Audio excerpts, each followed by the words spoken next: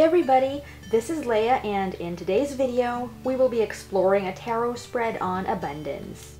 I've found in my almost 20 years of giving readings that money and love are the topics that most clients want to focus on.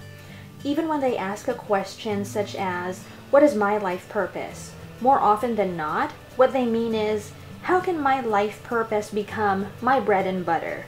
So in this video, let's do a spread that explores the querent's attitudes about money and abundance by digging into why you feel the way you do when it comes to this and some other related subjects. You can begin making the changes necessary to bring more money and/or abundance in general into your life.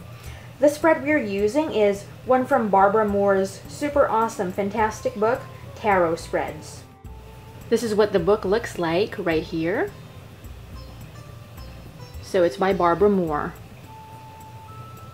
And I want to show you as well what the layout looks like. So go ahead and pause the video right here if you want to, so that you can see where all the cards fall. I sometimes forget to explain in my videos that I pre-shuffle the deck before filming and then I lay the cards out, picking random cards from the deck. And I'm explaining that now just in case there's anybody who's a beginner and is really curious about how those cards were chosen. So it's my usual method that I do with clients, even in person. For this spread, I decided to use Jennifer Galasso's Crystal Visions Tarot. That's what the box looks like, in case you like the cards. And as with all decks that I like, I'll probably do a review on it sometime. So as you can see, we've got 7 cards laid out, and there is an 8th and final card to be set down right on top of everything after the first 7 have been flipped over and interpreted. The very first card, this one right here, is about the querent's attitude about money and how this affects her abundance. And we have 3 of Cups. This is an indication of a healthy and positive attitude about money. This person sees it as something to be shared, at least with those who matter to her, and celebrated. So we're going to take a look at the cards one by one, then see later what other information we can glean from the layout once everything has been revealed. The second card, which was the one that was crossing the first one, is about the querent's attitude about prosperity. So this will tell us about her approach to abundance in general. After all, money is only part of the bigger picture. You can have a lot of money, yet not feel abundant, yet it's possible that someone else has less, but they feel like they lead a really prosperous life in comparison. And our card is 6 of Swords. This tells me that there has been a shift in the querent's attitude towards prosperity.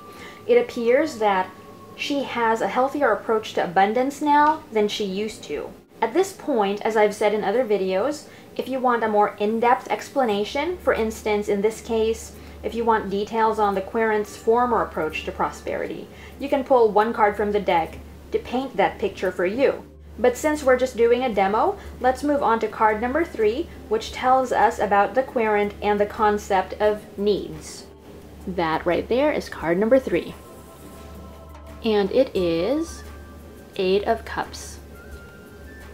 Interesting that this should appear along with our last card, the 6 of Swords, because in this deck they have pretty similar meanings, and that is moving away from the old because it no longer serves you.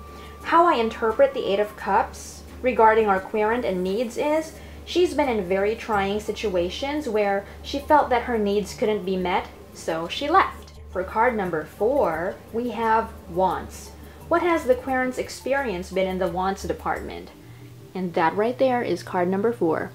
And it is Queen of Swords. Since the Queen of Swords is rational rather than emotional, I get the sense that our querent thinks about whether her wants serve her or not before she goes for them. She isn't driven by them, so she makes decisions from her head rather than being led by her desires. Card number 5 right here is about giving and sharing. What is the querent's attitude towards giving? And we have 4 of Pentacles. So now we're getting more pieces of the puzzle. Even though we have the Three of Cups telling us that the querent celebrates money, we also see from the Four of Pentacles that she doesn't play the game of giving very well. She holds on to what she has and in the process also restricts the flow of good from coming in. And this doesn't contradict the Three of Cups' spirit of generosity at all. It could be that she's picky about whom she shares with. If we remember the other cards that have come up, she's been hurt, so it could be that she only wants to protect herself from being in a painful situation again. On to card number 6. This is about earning. And we have number 11 from the Major Arcana, Justice. Apparently, our querent feels that all the good that comes into her life has to be earned. If she doesn't feel that she deserves something or that she's done the necessary action to deserve it, she'll have a hard time accepting it. In fact, she might not even see all the good available to her because of this kind of programming. In an actual reading, you can point out the unhealthy behavior patterns that have come up, so your querent or client can make the necessary changes in the direction she desires. Let's go to card number 7, which is about the querent's attitude about receiving. And we have Knight of Wands. I am getting the impression that the querent is challenged when it comes to receiving. Like, she won't just accept the help she's given. She feels that she has to go out into the world and get what she needs herself. And while in and of itself that approach can be good, it can also be detrimental if done all the time. I mean, if you don't accept help or don't ask for it, where does that leave you? And at this point, we pick card number 8 from the deck as a message on how the querent can increase the abundance that comes into her life. I think this adds a lot of effect to save it for last. And the card I pulled is Four of Wands. It looks like our querent can bring more abundance into her life by being more open, by sharing herself more with others. On a more specific note, I'm getting the feeling that being in a romantic relationship does a lot for our querent as well. Like, she thrives when she's in one, as long as, of course, she makes sure it's actually a healthy partnership that she picks this time around, if she's been burned before.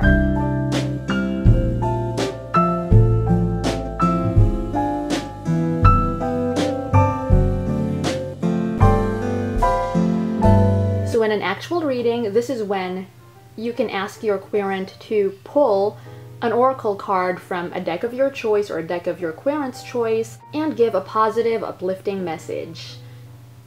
That's a really good way to close a reading like this so that your querent leaves with an action that she can take, a message that she can meditate on, relevant to the reading.